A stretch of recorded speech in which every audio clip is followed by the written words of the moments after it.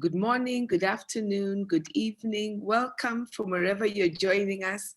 It is such a joy to have you join this conversation in the first Pan-African Forum of the year 2021. I don't know if it's too late to say Happy New Year. I know some parts of the world are still happily exchanging that greeting, and those of you who are done with this being a new year, bear with us. But welcome to our panel, welcome to each participant. And we want you to think of this as a place where you participate. My name is Mishai Mwangola, and it is such a privilege and a joy to hold the space as we collectively reflect on the practical meaning of the identity African in relation to the range of challenges facing the African continent and diaspora. Today, we will be having the second part of our second conversation. In our first conversation, we began our journey into defining Pan-Africanism, particularly from the experiences as the lived realities on the continent of Africa. In our second conversation, we brought in perspectives from global Africa, reflecting on how Pan-Africanism exists all over the world in what we are referring to as what we call global Africa.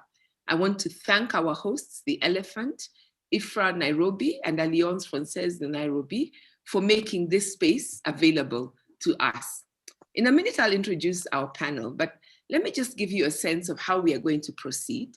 I'll start by introducing the panel and the work that they do, and then we'll have a conversation catalyzed by some of the remarks that Professor Campbell made in our December conversation when we began the first part of this particular forum. And you can find that at the Alliance Française YouTube channel and also at the Elephant, along with the other conversations. And we'll be putting links on that on the webinar chat as we go along. And then we'll open up for the conversation. So please feel free to start to put your comments and questions as we go along.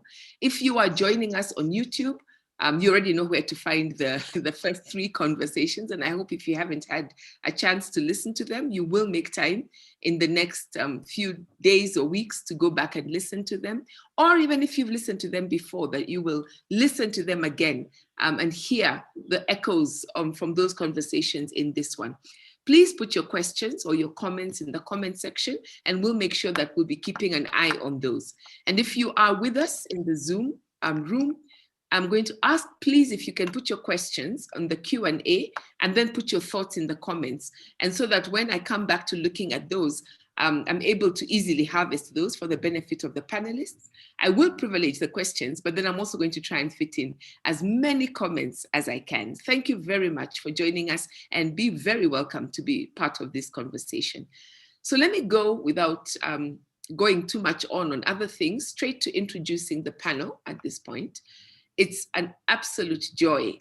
This is the first time I've met both of our panelists, and both in the pre-sessions and in the conversations that we've been having, I have just had the best beginning to the year by discovering their work, by discovering things that they are doing and things that they're pointing me to, and just having a great conversation. So I'm really looking forward to continuing to have that conversation with them.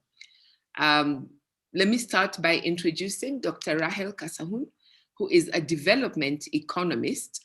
Her area of specialization is that she's very invested in the development of human capability, in economic development, in leadership development, and youth development. We'll be coming back to this word development because that's what defines her. That's what she's passionate about.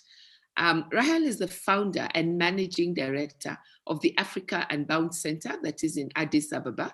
And in a couple of minutes, I'll come back and just figure out what this is about. But Rahel, I really want to welcome you to this forum, and I look forward to hearing much more about the work that you're doing. Welcome. Then I will also want to invite our second panelist.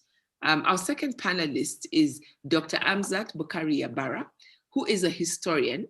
His areas of specialization are African, Caribbean, and Latin American affairs, with particular interest in Black political and grassroots history.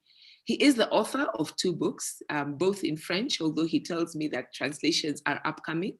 Africa Unite, Une histoire de Pan-Africanisme, and Walter Rodney, Une historienne engagée. And he also is the General Secretary of La Ligue Pan-Africaine Umoja. And so I'm going to just start by, I'll come back to Dr. Casahun, but perhaps Amzat, if you can just tell me a little bit more about it. Let me start with the books. And I was very, very invested. I found it really interesting that the book on Walter Rodney speaks of him as not just a historian, but an engaged historian. And I have a sense that in your work, that would also describe you. So tell me a little bit more about that book. And then, of course, the book also, Africa Unite. Welcome. Thank you. Thank you. I think the issue of writing about Walter Rodney is very important. It's a way of challenging colonial historiography. It's a way of challenging the colonial library, and the commitment of Walter Rodney in political situation in Africa, in Guyana, in the Caribbean was really important. I discovered him when I was in the UK. I was working with the Rastafarian movement, and I understood that it was really important. If you want to be Pan-Africanist, if you want to be a committed scholar, to link knowledge with practice, to link theory with practice. And this is something really important. And through Walter Rodney, I had to know about the works of Horace Campbell, who wrote also about Walter Rodney. And from this moment on, I decided to move out of the academia and to engage in political action with the Ligue Pan-Africaine Umoja. So I think that studying the life of Walter Rodney, studying his works is really important for youth today, for African youth today, especially, because we understood that we need to take a choice between our knowledge, our engagement, and our careers. This is really important because I met a lot of people who used to know him, and they were very formative in my own curriculum, in my own militant and academic path. Yeah. So apart from reading up on him, you actually went to Dar es Salaam, you in Tanzania, you also went to Guyana, and not only just read up, but talked to people who knew him, walked in the spaces where he had worked, and really engaged in those contexts. Yes, I think it's quite interesting because there are several conceptions of Walter Rodney. Some of them know him as the historian of the Rastafari movement. Others know him as a Marxist historian, a Black Power historian, a political activist in Guyana. And those different visions of the same person is a prototype of Pan-Africanism. It's uniting diversity. We have different visions of the same issue regarding the perspective. Is not remembered in the same way in Tanzania, as in Guyana, as in the US, as in the UK, and so on. So this is really interesting to work on a specific leader who connects several political movements in the 60s and the 70s, who was part of the Latin American dependency theory, who was also engaging with economics. So we need to cross the academic boundaries that divide history, economics, political science, etc. And it is a way of decolonizing knowledge. So I think Walter Rodney is really important, a little bit like Mudimbe, in the way we need to break the colonial library and to open new spaces. And I think that his political engagement is also a very important lesson when we compare with the action of C.L.R. James, when we compare with also some of the leaders of those times, who developed a political approach which was really different from the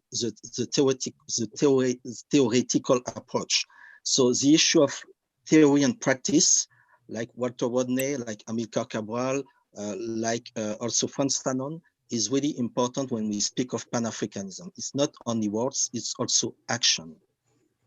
And you have indeed continued to explore not just the work of Walter Rodney, but really looking at the history of Pan-Africanism in your book, Africa Unite. That is, I think, one of the very few books that has really taken a deep dive into that history that's been published first in French, and later on it will be published in English. Could you say a little bit more about that and link it to your work as the General Secretary of La Ligue Pan-Africaine Umoja, please? Yeah, it's a first book in French about Pan-Africanism with a global vision. For example, I'm writing on Latin American and Brazilian Pan-Africanism. I'm also connecting the different spaces and eras of Pan-Africanism from the Haitian Revolution until the 21st century. And it's really important because the last book in French about Pan-Africanism was written by a French journalist who was really engaged in the neo-colonial policy. And his works was about how to denigrate Pan-Africanism, because one of his first sentences in this book was, there is nothing to learn about the roots of Pan-Africanism. So we need to write this history, because there is no political change without a collective historical consciousness. So we need to connect the different ways, the different paths of the Pan-African history in the French, so-called French-speaking world, English-speaking world, Lusophone world, and to explain how Pan-Africanism, born in the African diaspora, transitioned to the continental Africa through the role of Kwame Nkrumah. So this is a global history of Pan-Africanism. And from this moment on, I understood that my knowledge could not be kept only for me, only in the academic circle, but need to be expanded in the activist world. So I decided to engage in the Ligue Pan-Africaine Umoja, that is a political organization based in several countries in Africa and also in the African diaspora. And today we are looking for connection in the Anglophone world, because we are more Franco-centered in our vision of Pan-Africanism, and we need to break this rule. And in the Ligue Pan-Africaine Umoja, I understood how the Rassemblement Démocratique Africain, that was a French political, a little bit Pan-African party in the 40s and 50s, finally was defeated by the colonial order. I understood our failures. And I think that the most important in writing history is not only about the victory, it's also the defeats, because in the defeat, we learn a lot about the challenge that we need to address right now, today, and tomorrow. So writing history helped me to engage in political action. And if you look at the story of Pan-Africanism, you have several historians like Cher Anta Diop, like Joseph Kizerbo, like John Henry Clark, like Carter Godwin Woodson, who also engage in political action. So we cannot disconnect history and political and social transformation. Yes. You are indeed an engaged historian yourself. And I have to say this, I went and looked up the League, and I was completely fascinated by the conversations. I think when we first talked about it, I was imagining a very small organization, and it's amazing to see the work that's happening right across global Africa in French, Yes. and people engaging different things. And we'll come back a little bit more to that. Rahel, the other thing I have been completely fascinated and enjoyed in this last week is discovering Africa Unbound. What is Africa Unbound? Africa Unbound is a learning center, basically. Currently, in its current manifestation, it is a museum, and it's also a learning center where we provide various classes and training and development programs at various levels, starting from young people all the way to mid-career professionals, managers, and directors. And so it's basically what Africa Unbound is trying to do is, or was working towards, is raising our consciousness as Africans, and not just as Africans, but also as global citizens. Who are we? We're very much interested in diving deep into this, the questions, the fundamental, basic questions that we have to be clear about. So, the questions such as, who are we?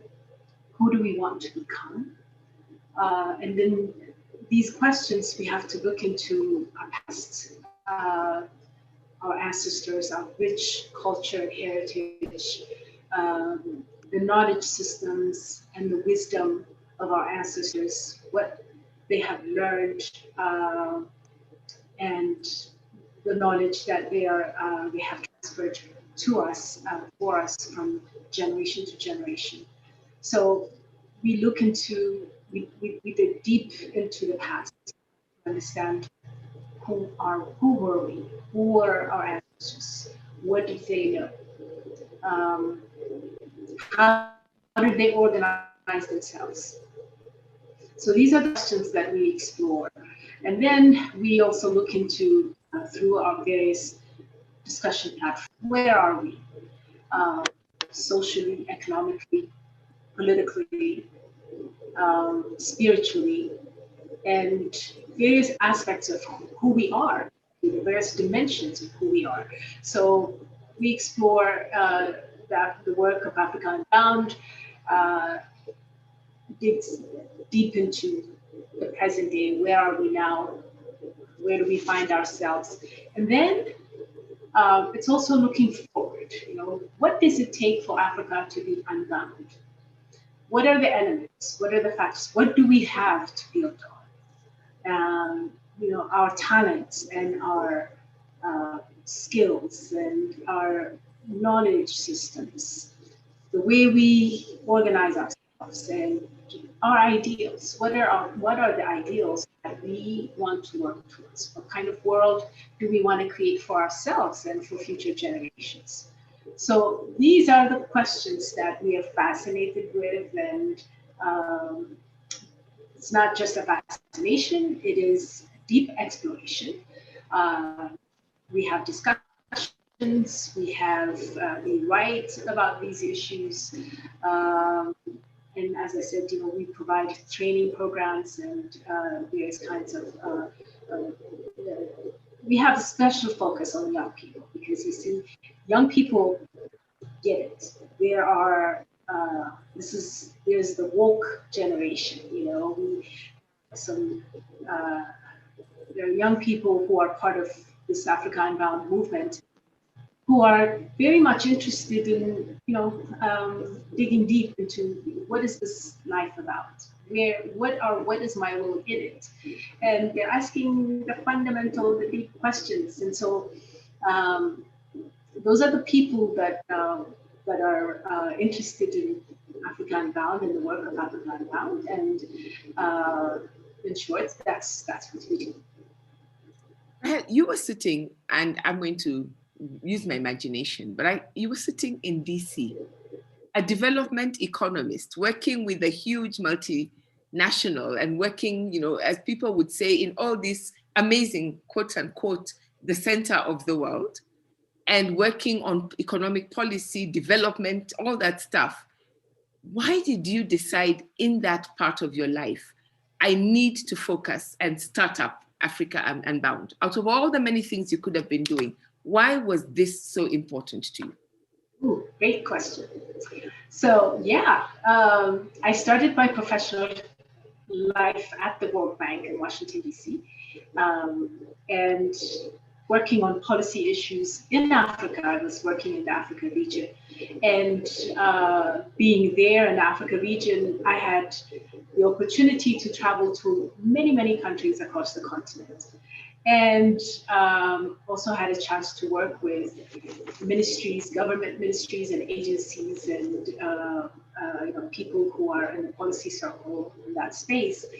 But I also had a chance to meet with everyday people, you know, people who are in the private sector, businessmen and women, people who are in the creative industries, writers and artists and singers and poets. And I was absolutely amazed by the kind of the quality of talent and then the passion of everyday people and the drive, basically, people, all kinds of people, everyday people wanting to make a difference in their own communities, and some on larger scales. And I was absolutely, I was very, very encouraged. It was very exciting to connect with these people. And what I wanted to, I was thinking, I want to keep in touch with these people. Yeah, I love what I do for the World Bank. I still love policy analysis, policy reform, formulation, and all of that. I think it's very, very important work. But I had a chance to see what became clear to me is this: development is not just the business of governments and these multinational institutions. Everyday people have to get involved. If we want progress, as you know, in a more rapid, if we want rapid transformation, and if we want to create the world that we believe that we deserve to live in, we need to get involved. Every one of us have a role and responsibility and a right to engage in this process in the most meaningful way, whatever we feel is our part, in the sense, that depends on our talent and our skills. And so there are people who are tapping into their innate potential, innate skills to make a difference. So I wanted to create a platform that that can connect all these people. So I established the Africa Unbound online platform in 2010, and we started publishing the online publication. Scholars and journalists and everyday people have been contributing to this journal. And that was going really, really well. And then from there, we had a print edition, launched the Africa Unbound on radio program in collaboration with 8 radio stations across the continent. And that also was a way of engaging people in these conversations. What is our role? How can we contribute? How should we contribute? What's important to us? What are we doing? What are people doing in different the continent, all across the continent? So it's a way of kind of connecting to one another. It's a way of kind of learning that and shining a light on the fact that there are so many of us who are so passionate about making a difference, who love this continent and want to see it, want to see people of Africa prosper, the well-being of Africans to be front and center, because that hasn't been the case. If we look at the global history, our history and economic systems and political systems, it has not been people-centered. It has not been, certainly has not promoted the well-being of Africa. So, and it is our responsibility. Who better to focus on these things and work towards the well-being of Africa than ourselves? So that's what drove me to establish this platform, or the Africa Unbound movement. My work has been, as I said, the policy work that I do has been, I loved it. I loved working for the World Bank, but because I was working in a framework of an institution, my contribution was very, very limited. I knew after about 7 or 8 years of working there, I knew I could not use all of my creativity and all of my I couldn't put all of my passion into the work that I was in the way that I had wanted it. So, it was obvious I needed to just start my own organization and build it from the ground. So that's the story. And indeed, I find, we're going to talk about what your own responses to what Professor Campbell said to us in the first conversation. But what I find really interesting is that both of you are looking at, first of all, what do we have to learn from the past? And Rahel, I hope you'll mention something about the museum as we go ahead, but that you're both very invested in that there are lessons from the past, that there is a lot of work to do in the present, especially when you talk about policy work. And I was very interested to find out that you've made sure that the museum is located close enough to the African Union for people to be able to come in and go out and always reflect about how history continues to influence and engage with the present and with the future. But that you're also really invested in everyday struggles, both of you, of people who are very much clear about this thing that we're calling, or at least are interested in engaging with this thing that we're calling Pan-Africanism. I'm going to ask each of you if you could just give me a working definition of Pan-Africanism from where you stand. How do you think about it? How do you, so as we continue to engage in what you're saying, we're holding on to those definitions. Hamzat, would you like to go first? Yes, I think Pan-Africanism is has several definitions, like was Campbell told it.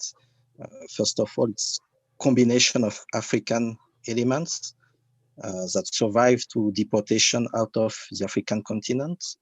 And it's the issue of survival and creativity. So it's a cultural matter. And it's also a movement of solidarity and liberation of Africans in and out of Africa. So it is about the anti-slavery, anti-colonial, anti-imperialist movement. It's also a political doctrine of unification of African states in the time of decolonization. And from the political definition to the socio-political definition, we have two different visions. One is a bottom-up social struggle made by the people, and the other one is a top-down and continental policy made by the states. So we have two different visions of this Pan-African movement. And we also get an history and a geopolitics of Pan-Africanism that I call the global African family, which decolonized history, showing that African history started long before we used to know, with the systematic reference to Egypt that is essential to the cultural renaissance, that is central to Pan-Africanism. And on the other side, because we get this colonial narrative of the discovery of Africa, and Pan-Africanism contributes to explain that African historicity is different than the colonial historicity, and the geographical size is also different. There is an Africa out of Africa. And this is something really interesting because it decolonized both history and geography. It decolonized time, showing that the Haitian Revolution in the end of 18th century is the starting of the contemporaneous African history that is not starting in the 60s with African independence. It started at the end of the 18th century with the Haitian Revolution, in the same time of the American Revolution, the French Revolution, the British Revolution, and so on. So now on a more practical vision, I think that Pan-Africanism is a commitment. And I remember that Walter Rodney used to say that when you are in a Pan-African action, you need to define your own situation in the place of the Black world where you belong, where you are based. This is the first issue. Second issue, you need to present your situation and the definition of your situation to the other parts of the Black world, so that we can get a connection, we can get an exchange about where we are in each one situation. And third, you need to explain the situation of the Black world and focus on the specific experience of each part of this African and Black world. And from this moment on, you can address to African people the situation they are in. You give an analysis, and then you give this analysis to the other movement of the third world and the global world. And at last, you contribute to global policies. So I think that Pan-Africanism is not something that is closed, that is just between Africans, just between Blacks, but it is something that starts from the Black experience and then show to the rest of the world how this Black experience is central to the rehumanization of the world. So I think there are connection with Ubuntu, with Umoja, and with several elements of definition that were given by Horace Campbell, yes. Mm-hmm. Indeed, one of the things that he really emphasized was how, for him, Pan-Africanism was about transcending the borders that divide us and affirming this human and dignity. And you know, went on about how important it is that if we as Africans are able to assert what it means to be human, are able to enjoy all the rights, you know, whether it's to life, to health, and are able to repair the human spirit, then everybody in the world is able then, we know, to access those rights and to be able to also affirm their own humanity. Rahel, how would you define Pan-Africanism? I really like what Amzat said about Pan-Africanism being a commitment. I very much agree with that. It is a commitment. It's a deep commitment. For me, I have a very simple definition, working definition of what Pan-Africanism is about. It's a heart-based definition. Anybody who loves Africa is a Pan-Africanist to me. Because you see, when we love something, we want to take care of it. We want the best for it. We give our best and we bring our best to it. So it's you know, there are, so it's not being an African does not make us an Pan-Africanist, obviously, and there are a lot of non-Africans who fit in that category, who really love, who care deeply about Africa and have worked all their lives for the betterment of Africa and African people, whether it's in, you know, healthcare or education, environmental stewardship, or whatever it may be, whatever the sector or whatever the area of interest. For me, anybody who wants the best for Africa, who cares deeply and engages in some kind of work and brings the mind and also the heart into what they do, is a Pan-Africanist. Okay, so you would agree with his insistence that when we talk about Pan-Africanism, it's anchored on the identity of Africa, but this could be through ancestry, it could be through choices that people make. I love what you said, a choice to love Africa, to love the people of Africa, and to engage with the lived circumstances of those people. What else was there that really struck you about some of the things that he said that you might want to pick up on a little bit? What Amzat said, or sorry. Let's start with him and then we'll open it up to what Amzat or your own thoughts on Pan-Africanism. What else do you think is really, really important that you would like us to talk a little bit more about? Well, I think, you know, you really have to focus on this idea of humanizing the world. You know, I was thinking about this. We're talking about Africans being human. And for me, this is, you know, in a way it bothers me because, of course, we're human. We are the original human beings. Humanity originated and developed for millions of years here on this continent. And then it's from here that our ancestors moved to different parts of the world. So, you know, I was thinking, you know, what is this discussion about asserting our humanity or being human? but then, I thought about our history, I mean, more recent history, starting from slavery, colonialism, and what has happened since then. And if we look at, for example, if we look at the situation in America, in the United States, African people, Black people were considered 3/5 human beings. Okay, 60%, not 100% human, 60% of a human being. So for many years, for hundreds, well, at least 200 years,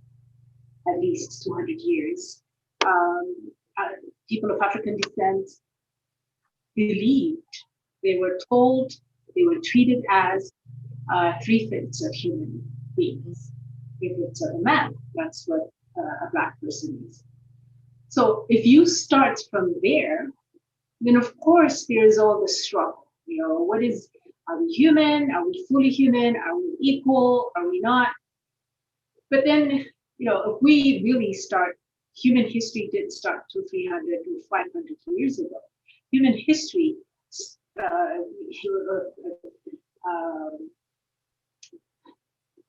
Salam is the remains of a female hominid species that was found here in Ethiopia. She's 4.4 million years old. Lucy, 3.3 million years old, also found in Afar in recent Ethiopia. So, human history goes back millions of years. And so we have been human for many, many, many years before Europe was formed, before the Americas were formed, or before they were populated, formed. So we are the original human beings, and we need to occupy a space as such. And then, so, I don't want to get too much into the conversation. I think maybe I don't want to jump forward, but I think, for me, really, I would love for us to talk more about this idea of being human as, African, the humanity of African, people of African descent. And then, the more important question, how can we help the world become more humane? Because we've seen acts of, inhumane activities and crime that have been committed for years, for decades, for millennia. And so we need to address that. And what is Africa's contribution in humanizing the world? Those are the areas that I really would love for us to talk more about. And this question of how do we repair the human spirit, not just of people who are African and identify as African, but then, we often always think of other people coming to help us, and we say, actually, it's the other way around. We are working together to repair our spirit as human beings, but there are unique things that we can do, partly because of the very rich history that we have, you have talked about. Amzat, what were you particularly struck by in the earlier conversation with Horace Campbell that you would want us to talk a little bit more about? Yes, I think it was really important that he addressed the issue of Haiti, because Haiti is the birthplace of Pan-African history, and it's also the first decolonization in the French history, in the French Empire, in the French colonial history, 150 years before Indochina or Algeria. And it was the first time that slaves took their freedom and created a new state in the modern sense, in the Western sense. But it was boycotted by all the imperialist power at the time, French, British, Spanish, Americans, and so on. So Haiti is a little bit the birth of what we call the international community that were aligned against the birth of an African nation out of Africa. So I think it's really interesting to get this issue, because after the abolition of slavery, we get the colonial partition of Africa. And Ross Campbell explained how it was negotiated between the foreign powers, and how we still have today a colonial partition of Africa with Anglophone, Lusophone, and Francophone, and so on. And I think that the issue of Haiti is also really important because it's the first decolonization in the French Empire, but it's also the birth of the debt mechanism, because Haiti was imposed upon a debt to pay to France for its freedom. And it was the start of a neo-colonial policy. So Haiti is the birth of Pan-African history and also the birth of neo-colonialism. And this is something really important when we look at the African independence that were taken in the 60s mainly, but were turned into something different than the Pan-African model. And when Haiti got its independence, it was also really important because it gave to African people a model of resistance, a model of struggle, and also a diplomatic connection. And we know that Haitian like Benito Sylvain were engaged with Menelik II from Ethiopia in 1897 during the Adwa battle. We also get connection with Antenor Firma, who wrote a very important book in 1885 about de l'égalité des races humaines, about equality of human races, that was targeting all the racist and colonialist theories at the time that were explaining that Africans, Black, were under the other races. So Haiti provided a genealogy of Pan-African resistance, and also an intelligentsia, a Black intelligentsia, that contribute to the emergence of Pan-Africanism. Another point that Horace Campbell addressed was the engagement.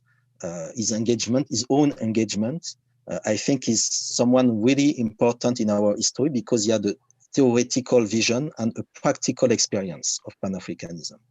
And when he spoke of the East African community, because he lived and he worked in East Africa, in Eastern Africa, and we use it to compare with the situation in West Africa when he explained the relationship between Nkrumah and Nyerere in 1963 at Addis Ababa, when one was saying that we need a continental government, and the other said that we need to move by a regional approach. I think it's also really important to focus on this point because we are still in this issue of, are we going on a continental side or a regional approach? And we don't really know what is the agenda today.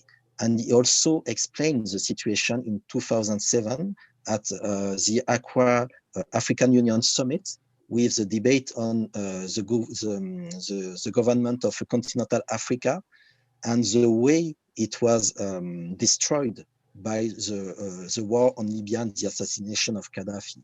So I think that Horace Campbell gave the very important points on the story of Pan-Africanism. He explained that it was about ending slavery, ending colonialism, ending Jim Crow laws, ending apartheid. And he explained that there were a series of victories in this Pan-African history. But still today, we need to keep the struggle alive. And his references to Tajoudim were really important because in the French-speaking world, these are names that nobody knows.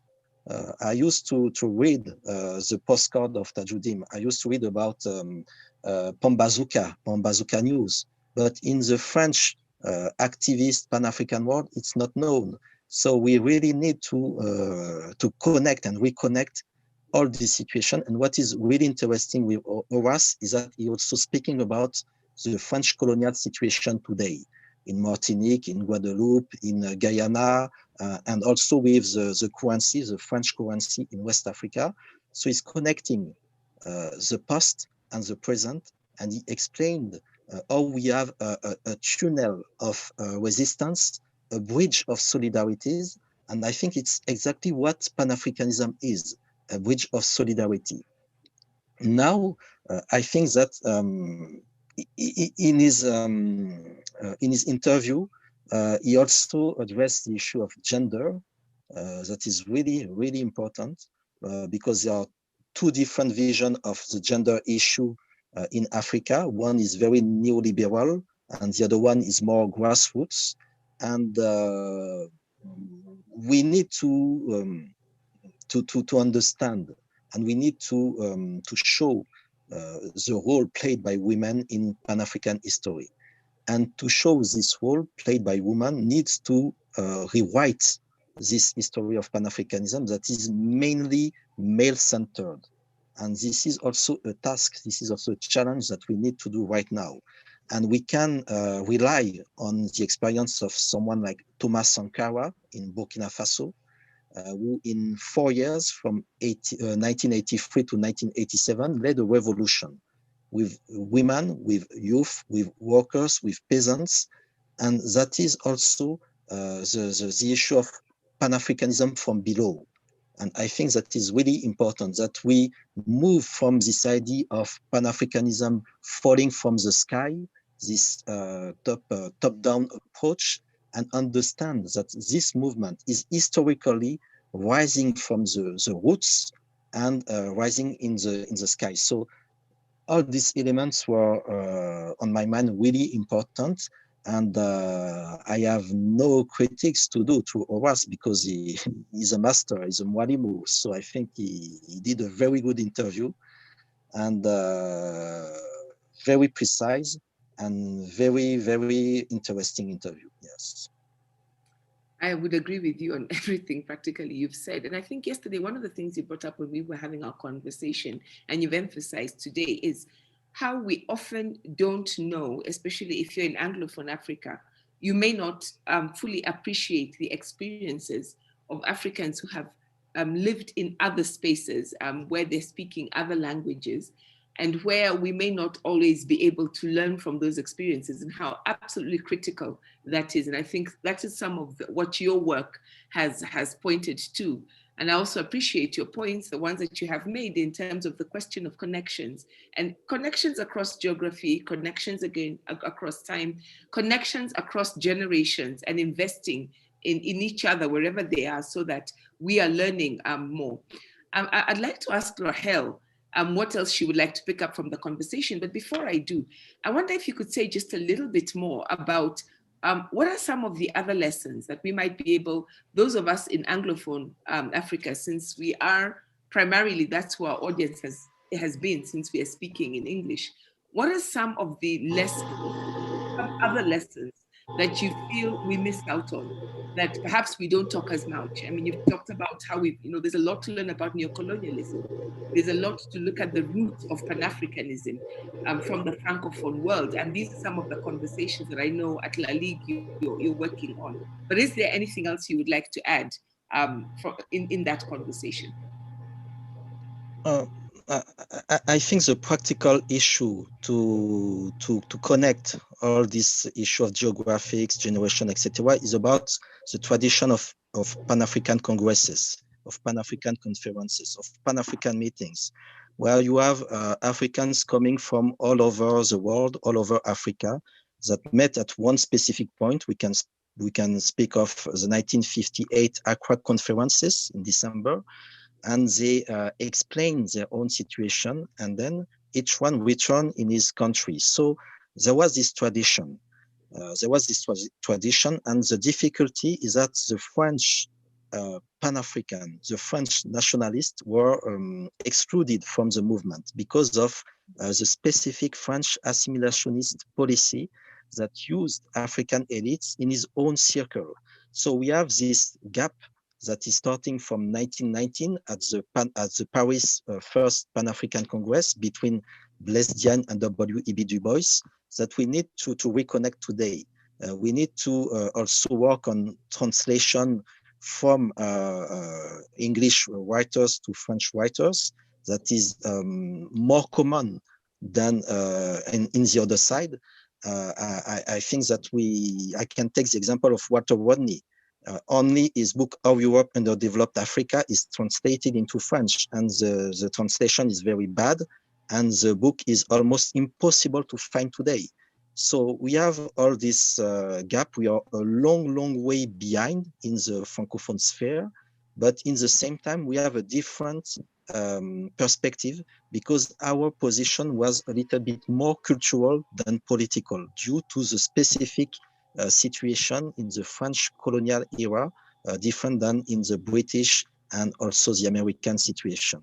And on the other side, we also get a colonial situation today due to the specific position of France in the world, and the fact that France has a different conception of universal, of republican, of indivisibility of its nation, of its history, that is really difficult to tackle today. For example, in the French academia, speaking on Pan-Africanism is difficult, and engage a debate on, for example, critical race studies, like in the US, like in the UK, on multicultural issue, is really difficult. So we have all those obstacles to engage today, only in the academic circle. Yeah.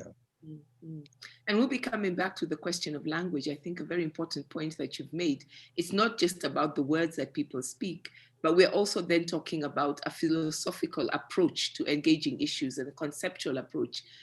There's something you said, and I just want to go back to, and this was when we had our conversation yesterday, that even this thing of, do we call it Pan-Africanism as two words, or do we have a hyphen joining them, or is it one word, becomes an entire philosophical and conceptual thing that we don't really engage with in English, perhaps in the way that would be engaged with in France.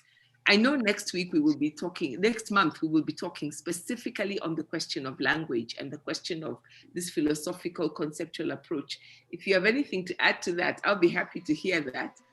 Yes, briefly, the issue is that in French, Africanism is about the colonial science of Africa, and it got a very negative vision. When we speak of Africanism, we are speaking about white settlers, white researchers, or white production of colonial knowledge. White, I said it, but it's also black. There are also black researchers that are working in this kind of academic vision. So it's really difficult. But when I speak of Africanism on my mind, I'm speaking about the definition of Melvin Herskovits about the retention of African cultural influence in the societies of the New World. So it's a different vision, but it's a definition that is rooted in the Anglophone academia, and not in the French academia, where Africanism is a very negative, has a very negative impact. Yeah. Thank you for that. And we'll really delve into that next month. And it's great that you opened that thought. Rahel, these words have stayed in my mind since I heard you speak them. And you talked about the importance to bring up a new generation. And then you used this phrase, we need to be architects for the future. And when we're thinking about policy, and I know Horace Campbell talked a lot about the kind of policy decisions, the kind of real practical projects that people engage, we're not only talking about now in the present, but we're also talking about the future. And often when we talk about youth, we talk about youth in terms of leaders of tomorrow, in this hazy sense of, you don't do anything now, do it, wait for your turn. But I really was caught by the way you spoke about youth development and this idea of, we are creating the future now, and we're also preparing for the future. I wonder if you could say a little bit more about that, as you also just anything else that Horace Campbell said that you want to bring into the conversation as I start to go towards some of the questions that are coming up. Absolutely, yes. So, like Hamzat said, it's very difficult to have an issue with anything that Professor Campbell said. He's a master, yes. His arguments are very tight, And I agree with everything that he said. I want to highlight a few things that he said and just make a few comments about some of the points that really struck me or that I deeply agree with. You know, he said there's need to overcome humanity's divisions. So that is where we start. That's the premise that we start. Where we start. It's you know, in the Africa Unbound Museum, we have a section that talks about how 200,000 years ago was well, okay, let me put it. Every single human being living on the planet today can trace their lineage back to a single woman who lived in this Africa, the East Africa region, 200,000 years ago. That's huge. And we talk about Pan-Africanism, talk about being, you know, connected. And we're deeply interconnected, inextricably connected. We've known that. Our ancestors have known that, and that has been demonstrated in philosophies such as Ubuntu and others. But you know, science, geneticists found out and demonstrated very clearly, and this is a study that has been that was when it was first published in 1986, it was very, very controversial because the woman who led this expedition, a woman known as by the name of Rebecca Khan, she published the study in 1986, and there were a lot of people who were deeply disturbed by that finding.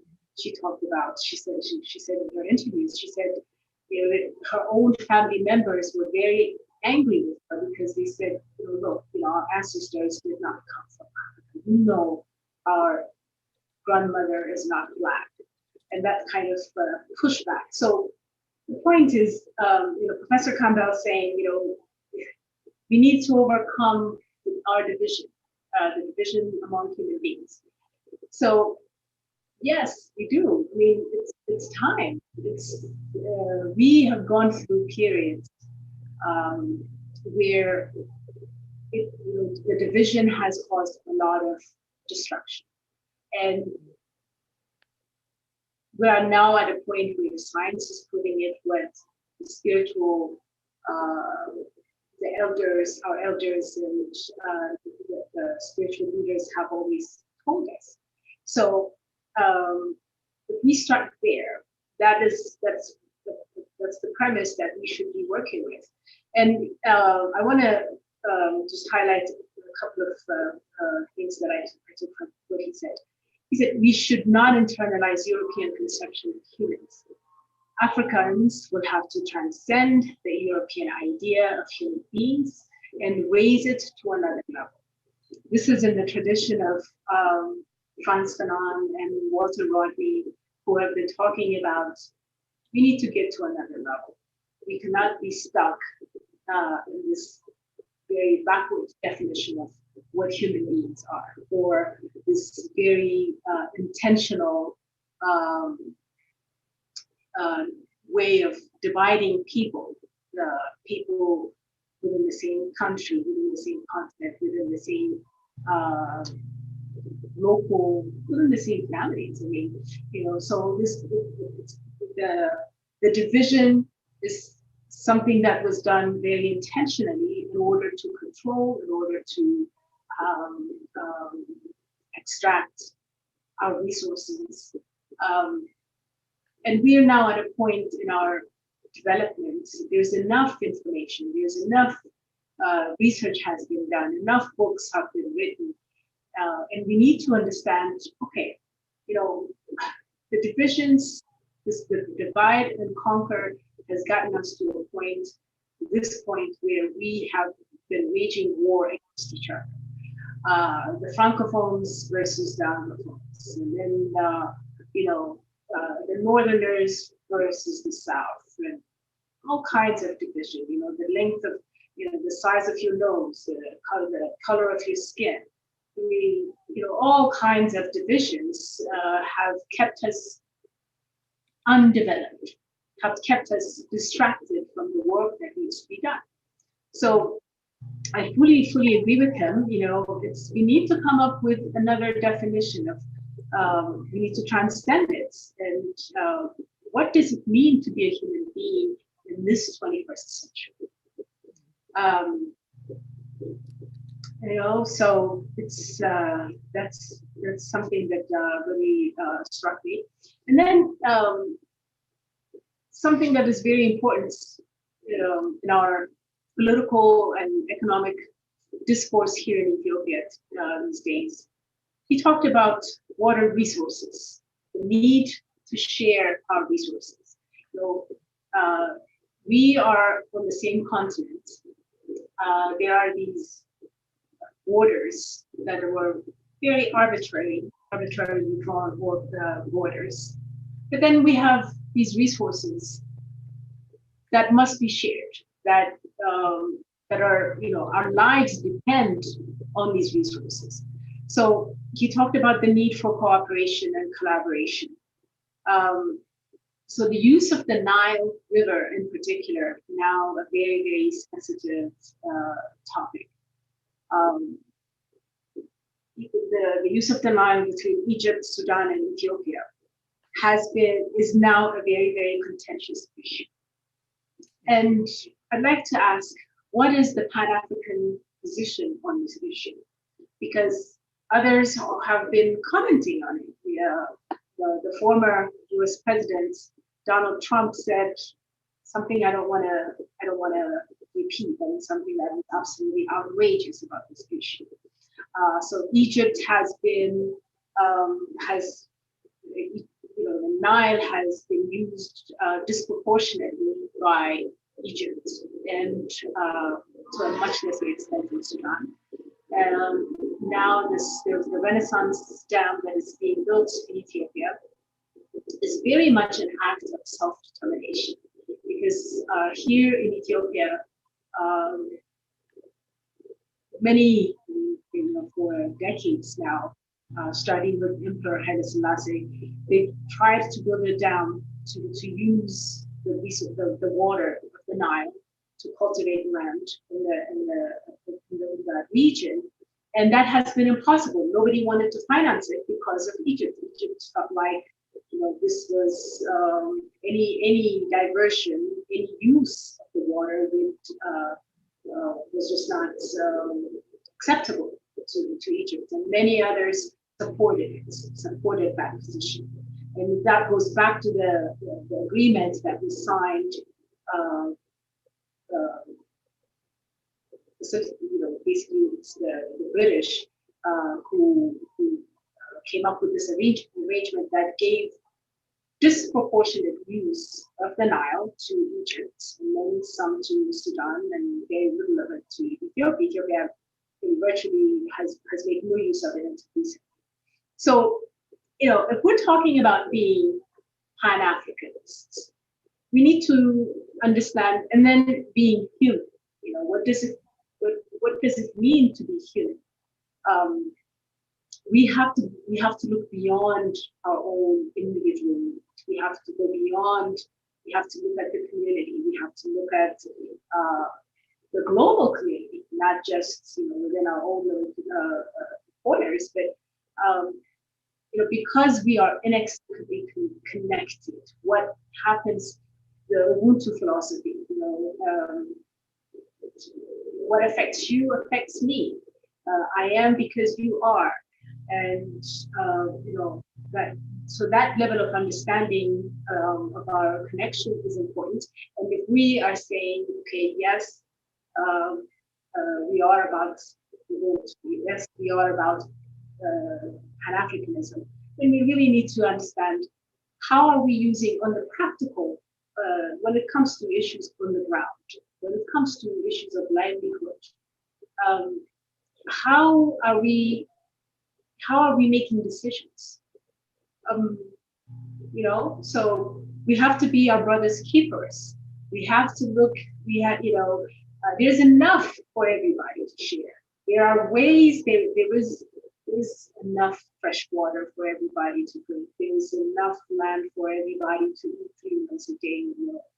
It's greed that has been killing us and has been hampering our growth and development. So if we can work on the mindset, we can begin to understand that there is enough, that we can just learn to look beyond our individual.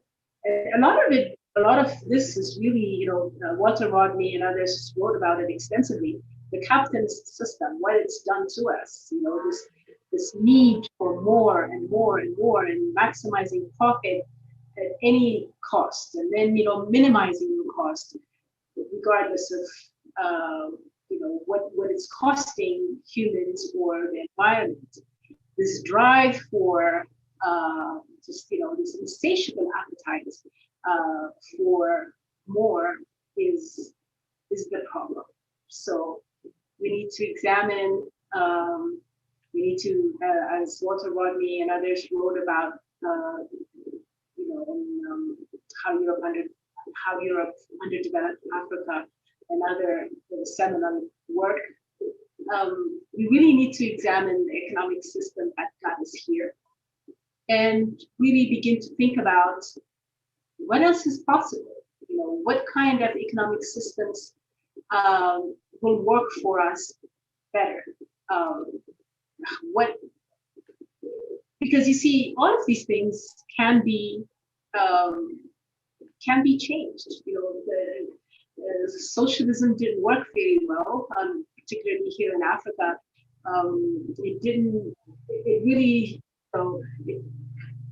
It didn't distribute wealth, it distributed poverty for the most part. And then, basically now capitalism system is the prevailing economic system. It's been good. It drove innovation, material wealth like we've never seen before, and on many fronts, we've made huge progress as a species, as human family. But this is not the best we could do. There are ways we need to start thinking about what else is possible. What else can we come up with that will serve humanity better in the coming years? So, sorry. No, I was agreeing with you. And then Professor Campbell talked about the two main tasks for the Pan-Africanism. One, he said, is the humanizing of the planet, and the unification and freedom for Africans at home and abroad. And I couldn't agree. The humanizing of the planet is very much needed, because if we can just go back to the basics and ask ourselves, what does it mean to be human? How do we, as human beings, how do we need to relate with one another? How do we relate with ourselves within our own internal world? And how do we relate, interact with others?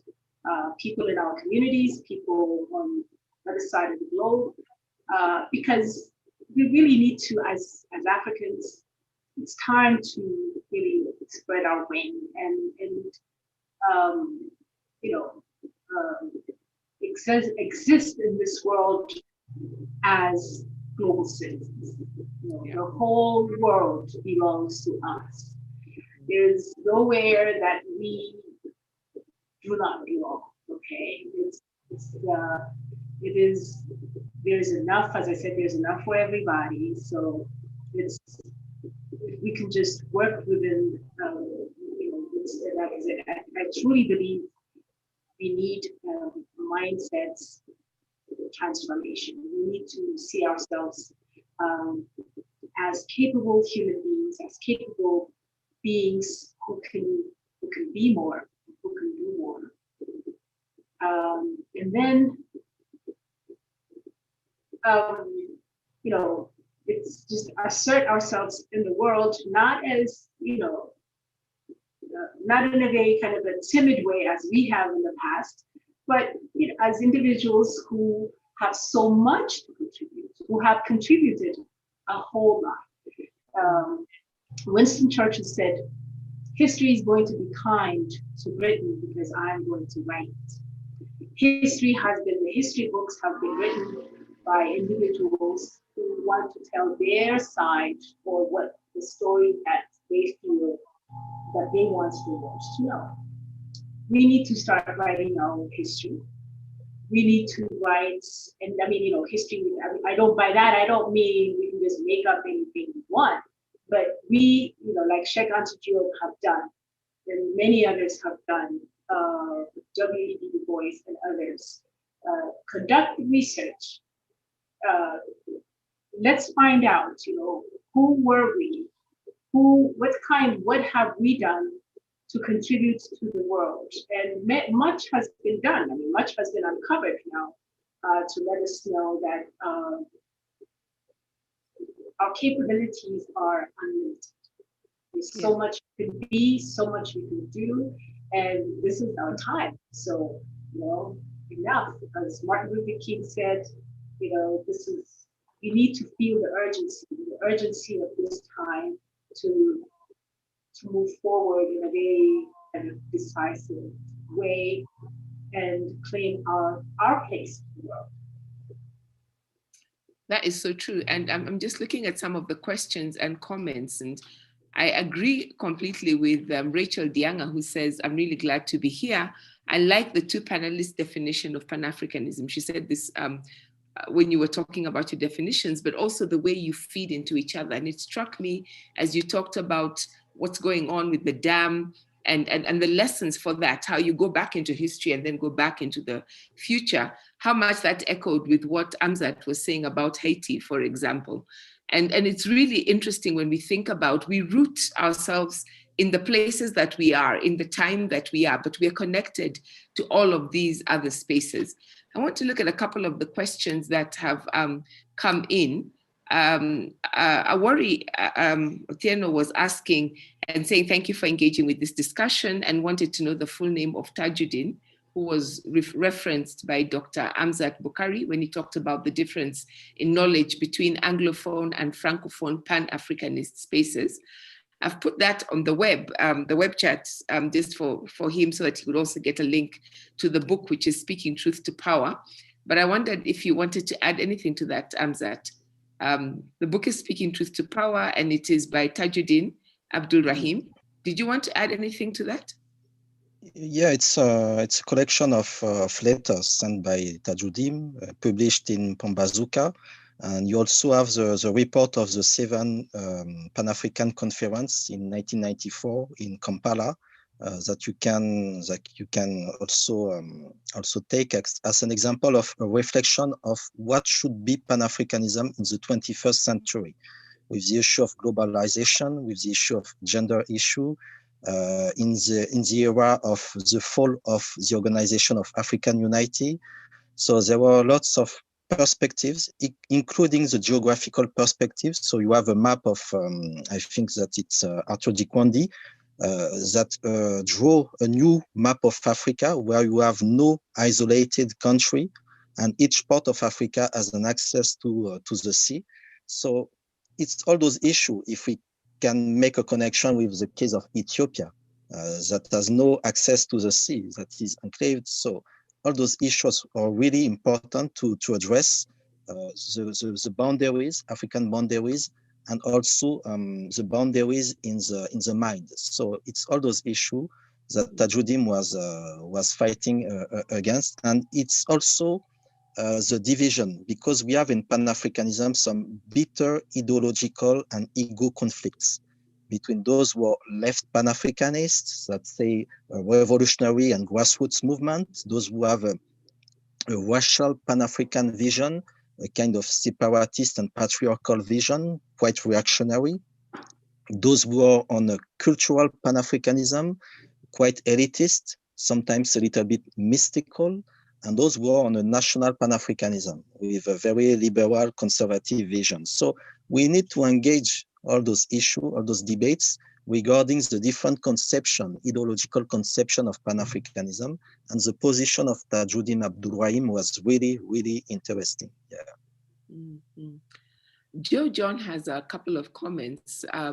He picked up on what you said, Rahel, and when you're talking about Ethiopia, and he was thinking of Maza Mengistu's book, The Shadow King, and how he talks about the role of women in the struggle of Adwa. And I think that also connects back to what Horace Campbell talked about, how important it is to not leave out, and often in a lot of the history, we don't talk about what women have contributed and how women continue to engage. So I think he was appreciating that.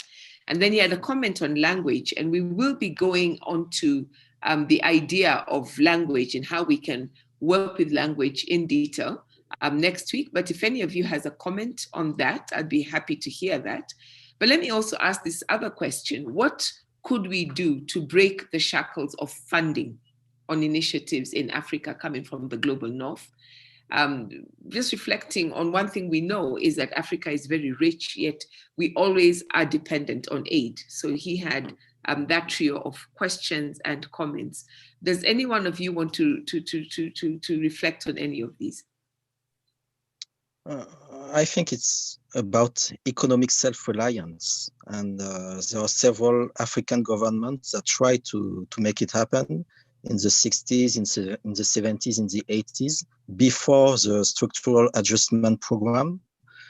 I'm thinking of Tanzania, I'm thinking of Burkina Faso. Economic self-reliance with a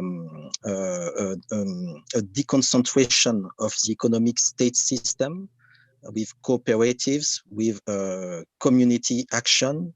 I think it was part also of the struggle against apartheid. So we need to address the struggle against capitalism, and also maybe we could work on continental fiscal policy regarding the multinational firms. I think it's really important. No country isolated can engage with the huge big firms. But if all African countries implement continental fiscal tax policy, it could happen. But now we are in the situation of the continental area trade in Africa. And I'm not sure that all those issues have really been explored. And I'm afraid that we remain with this neoliberal vision, the cake of the foreign powers right now. So we need to engage economic self-reliance, to engage monetary liberation, especially also in the Francophone sphere. And we also need to engage, economically speaking, with the African diaspora, because we know that the African diaspora invests more money in Africa than the international public aid, for example. So it's all those issues that we could engage.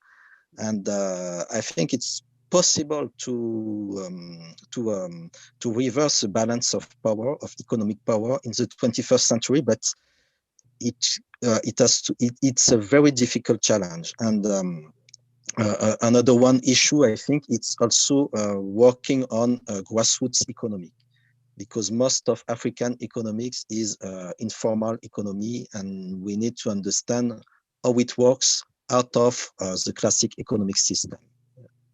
Rahel, I think you had spoken to this, but if there's anything else you want to add before I ask for your final comments. I do.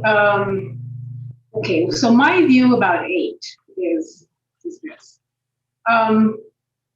I do agree with Amzat. Yes, we need economic reliance, self-reliance, not just economic. Self-reliance is exactly what we should be working towards day and night. But we do live in a globalized world, and we cannot. There's no going back. There's no going back. We're becoming more and more integrated, and that's a good thing. And we need to push harder, actually, for greater economic and political integration within the continent. The Continental Free Trade Agreement is not going to be a panacea. There are a lot of issues with that agreement, and implementation has been very, very slow. So this is exactly why we, as citizens, we have to be fully engaged. The private sector can benefit so much if this agreement is implemented, or if the implementation process goes as planned. But as I said, it's been very, very slow and has been delayed for many reasons. So we need to push. We need grassroots organizations. We need private sector associations, various trade associations who can benefit so much from this to really put the pressure on the decision makers to implement in a more effective way, in a more efficient way. So one thing, we need to work towards self-reliance. We need to be, and in order for that to happen, we need to be engaged. Everyday people have to be engaged. That's how it's going to work. If you leave it, if you continue to leave it to institutions, many of our institutions, our government agencies, are dealing with very, very complex issues. They are engaged in firefighting and are not very good at strategic planning, and implementation has been a major, major challenge in just about every sector. So, point is, we have to be engaged. But then, going back to the question of aid, we are not, we're not generating enough revenues. Most of our governments are not mobilizing enough resources from the taxes and other sources domestically. That's a huge challenge for just about all of our countries. So we do need aid. We can't do without it at this point. We cannot, as we're working towards self-determination and economic self-reliance, we also need aid. We need aid, foreign aid. And my view is actually the West owes us. The West needs to finance our development programs and our projects. There's a lot of money that is flowing out of the continent. Illicit financial flows are estimated to be much, much greater than the aid, the resources that are coming into the continent. So, and then, the resource extraction and all the work that has been done to erode our capacity to produce and develop, the interruption in our own development. The West needs to pay for that. So my view is the West owes Africa. But it's also our responsibility to use our resources in a more effective way. We've been very inefficient in the way we're using our resources. So we need to work on that too. That's my view. I think that's going to be probably something we should consider having an entire session on, resourcing Pan-Africanism. I think that's a really great question. And I'm really sorry that we've actually run out of time, but you've left us with a lot of food for thought. I'm going to ask you for your final comments. As I do that, Amzat, Awori Otieno has asked a question, if you could fold that into your final comments, which is directly to you. What do you make of the obstacles to Pan-Africanism in countries like Uganda, where any form of opposition to the regime is heavily and heavily, I think he meant repressed, and where leaders are supported by the neo-colonial powers, how does one organize within a context of violence? That's also a huge, we could talk about that, I think, for another hour, but I'll give you some time to think about that, and then you can also give us your final comments. And as you think about that, Rahel, what is the one thing you would want to leave in our minds as we close? Well, as we close, we need to keep Pan-Africanism alive. We need it. There is something that it's an idea that brings us together as lovers of Africa, as people who are working towards the advancement of Africa.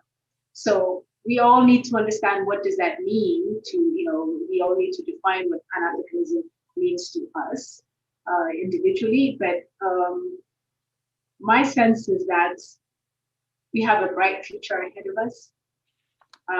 We have the resources in terms of the human resources is here. There are enough people who are passionately working towards the advancements and the improvement of their own communities. And so if we can bring these efforts together, we can highlight and we can take encouragement and inspiration from these efforts all across the continent. This, at the end of the day, is what will save Africa. So, yeah, that's it. And that's great. That's an absolute good challenge to take us into the future. Amzat.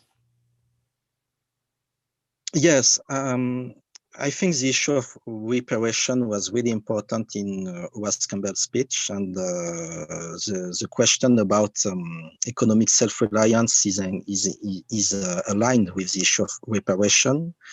How do we repair? How do we consider that the most tragic period of African history led to the most fruitful movement and ideas, that is Pan-Africanism? That is very important to understand that when we speak of Pan-Africanism, we are speaking of the most fruitful movement of ideas that was born in the Black world. So this is really important. So we have empathy, we have motivation, we have resilience, we have surrendering, and so on. And the struggle that we are fighting today in Uganda, in Guinea, in Côte d'Ivoire, in many, many countries in Africa, where we have the same situation, with the difficulty to engage a transformation, a political transformation, needs to reconnect with what we used to call the international solidarity. I think that we need a solidarity of peoples in struggle, because the situation in Uganda is the same situation as in many other African countries. So we need to connect those people. We need to connect those leaders or those groups, those collectives who want to change the future of Africa and to reorganize internationalism, Black internationalism, Pan-Africanism, and to get a global agenda at the continental level regarding these transformations that we want to impulse from below on a Pan-African position. We also need to work on history, because when we are speaking of generation, we are also speaking about Sankofa, about go back and get it, about how we should selectively take care from the past and keep what is good for us to move forward. So we need to get a dynamic movement. And I think that there are many signs, very, very interesting, of a rising Africa, a new generation of Africans, African youth, but also old revolutionaries. I always say that old revolutionaries must fight old reactionaries, like young revolutionaries must fight young reactionaries. And this is why it is really important that we get people like Horace Campbell, who took part in this kind of event. And last point, I'm General Secretary of an organization, the Pan-African League Umoja. We are really working and we are really wanting to work with people in Uganda, in Kenya, in Rwanda, in all East Africa, because we need to exchange our situation all over Africa, because the answer to the crisis in Uganda is maybe in one Francophone country, but we need to study our situation. And the best place to study it is a Pan-African organization. So this is what we are trying to make inside the Pan-African League Umoja, to change civil societies into political societies, but in the highest sense of politics. And I think that it is the real challenge of the 21st century.